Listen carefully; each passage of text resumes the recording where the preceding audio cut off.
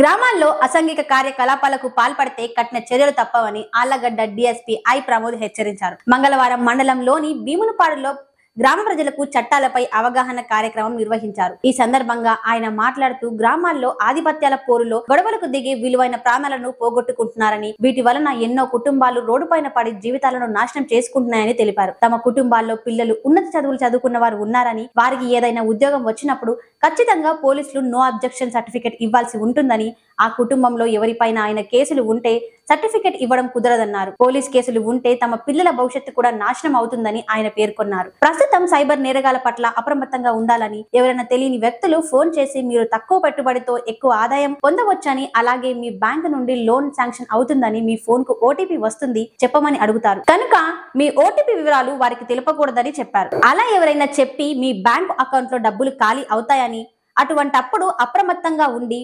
1930కి phone చేసి పోలీసులకు వివరాలు చెప్తే సైబర్ నేరగాళ్ల అకౌంట్ ను సీజ్ చేయడం జరుగుతుందని, తద్వారా మీ డబ్బును మీ అకౌంట్ లోకి జమ చేసే వీలు ఉంటుందని తెలిపారు. ప్రస్తుతం వేసవి కాలంలో దొంగతనాలు ఎక్కువగా జరుగుతాయని, ఎవరైనా ఇంటికి తాళం వేసి ఊరికి వెళ్లేటప్పుడు తమ పోలీస్ స్టేషన్ పరిధిలో సమాచారం ఇస్తే ఆ ఇంటిపై పోలీసులు నిఘా ఉంటుందని, ప్రతి ఒక్కరూ అప్రమత్తంగా ఉండాలని ఆయన సూచించారు. ప్రభాత సూర్యుడు జాతీయ తెలుగు దినపత్రిక.